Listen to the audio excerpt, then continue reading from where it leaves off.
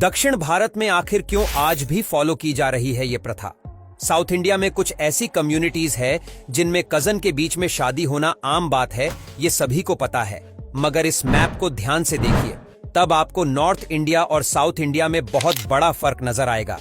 क्योंकि बिहार में सिर्फ 3% लोग अपने कजन यानी कि रिलेटिव से शादी करते हैं, तो वही तमिलनाडु में यह परसेंटेज बढ़कर हो जाती है 26%। लार्ज स्केल पर समझने के लिए इंडियन गवर्नमेंट का डेटा देखें, जिसके मुताबिक तमिलनाडु में 10.5% महिलाएं अपने पिता के रिलेटिव यानी कि चाचा के लड़के, बुआ के लड़के से शादियां करती है, तो वही 13% महिलाएं अपनी मां के रिलेटिव यानी कि मामा के लड़के से शादियां करती है, जिन्हें फर्स्ट कजन भी कहा जाता है। तो वही 3.5% महिलाएं अपने अंकल से शादियां करती है। मगर ऐसा सिर्फ तमिलनाडु में ही नहीं होता। मलयालम फिल्मों में इस टॉपिक को खूब दिखाया गया है, जहां हीरो को अपनी कजिन सिस्टर से ही प्यार हो जाता है। ये सिर्फ स्टोरी नहीं, असल जिंदगी में भी कई एक्टर्स ने रियल कजिन से शादी रचाई है, जिनमें साउथ फिल्म इंडस्ट्री के फादर एनटी रामा राव का नाम भी शामिल है। इन्होंने अपने मामा की बेटी से शादी रचाई थी।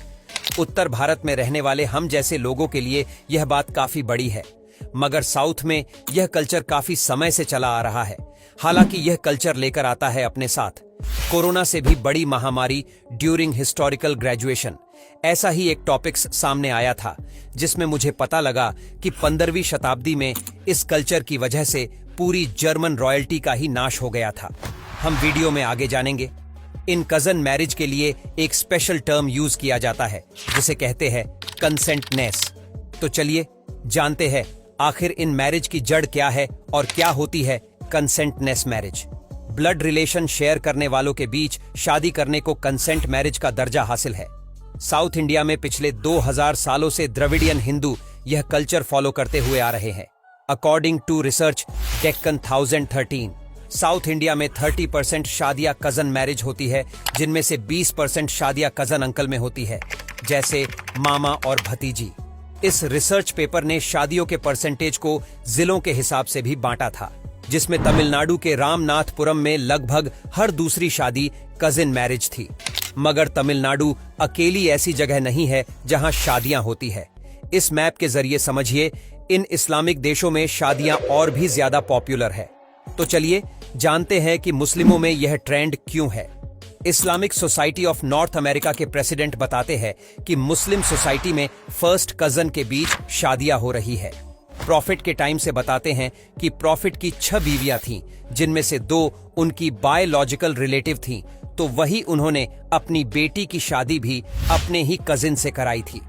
तो वही एक सेकंड रीजन ये भी है कि मुस्लिम सोसाइटी में हम उला का कॉन्सेप्ट है। हम एक कम्युनिटी ग्रुप है उनके लिए, जिनके सिस्टर्स सेम होते हैं, इनका वंश एक होता है। रिपोर्ट में ऐसा दावा किया जाता है कि ग्रुप मुस्लिम कम्युनिटी में एक केयरटेकर की तरह होता है, जो एक दूसरे की फाइनेंशियल मदद भी करते हैं वक्त आने पर। ऐसे में अपनी फैमिली के रिश्ते और मजबूत करने के लिए ये लोग ऐसा करते हैं। कजन मैरिज के 2 बड़े रीजंस हैं, wealth consolidation and better spouse relationship. पहले कारण की बात करें तो कजन मैरिज की मदद से साउथ के परिवार अपनी धन संपत्ति को अपने तक ही रखना चाहते हैं, वह उन्हें बांटना नहीं चाहते हैं। दूसरे ब्लड लाइंस वालों से समझने के लिए केरला का एग्जाम्पल लेते हैं, जहां महिलाओं का रोल सामाजिक प्रैक्टिसेस में ज्यादा होता है। साथ ही जो प्रॉपर्टी भी होती है, वह पिता से बेटे को नहीं बल्कि मां से बेटियों की तरफ जाती है। केरला में मारू मुख्यतः नाम की एक प्रैक्टिस फॉलो की जाती है, जिसके अनुसार परिवार की सारी संपत्ति बेटे को नहीं बल्कि कजिन को दी जाती है। इस प्रैक्टिस की वजह से लोगों को दहेज नहीं देना पड़ता है। साथ ही एक रिसर्च से यह भी बताती है कि जिन लड़कियों का परिवार ज्यादा गरीब होता है, वहां कजिन से शादी करने का परसेंटेज बढ़ जाता है। तो वही दूसरा कारण कजिन मैरिज के पीछे यह भी है कि परिवार वालों को लगता है कि उनकी बेटी अगर खानदान में ही ब्याही जाएगी तो वह ज्यादा सेफ रहेगी। मगर यहां भी बहुत बड़ा क्वेश्चन मार्क है, क्योंकि अकॉर्डिंग टू रिपोर्ट 50% केसेस में रेपिस्ट लड़की के रिलेटिव ही होते हैं।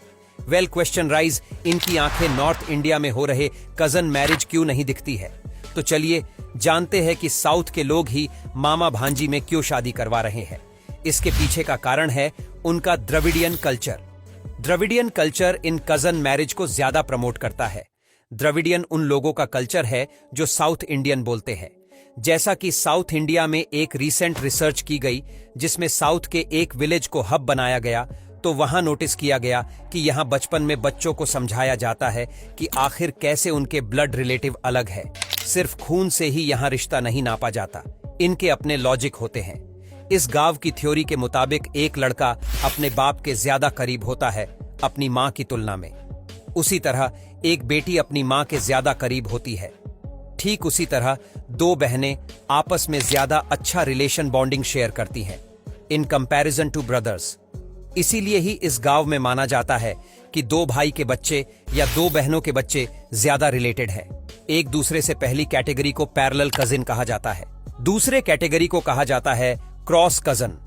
साउथ में माना जाता है कि पैरेलल कजिन एक दूसरे से शादी नहीं कर सकते हैं, जबकि क्रॉस का जिनसे शादियां की जा सकती है।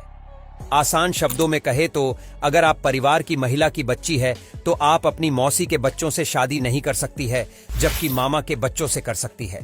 तो वही अगर आप मेल है तो आप अपने चाचा के बच्चों से शादी नहीं कर सकते हैं, जबकि बुआ के बच्चों से कर सकते हैं। इन कजिन मैरिज का कारण जमीनी विवाद और इतिहास भी है। दरअसल दक्षिण में ट्रेडिशन चला आ रहा है कि लोग किसी से शादी नहीं करते थे। अगर वह नदी के दूसरे पार का होता था तो इन लोगों का मानना था कि अगर हम नदी के पार वाली कम्युनिटी से शादी करेंगे तो उनकी रेप्यूटेशन खराब हो जाएगी। अब बात करते हैं मुस्लिम्स की, तो बता दे कि मुस्लिम कजन मैरिज और साउथ इंडियन कजन मैरिज में फर्क है।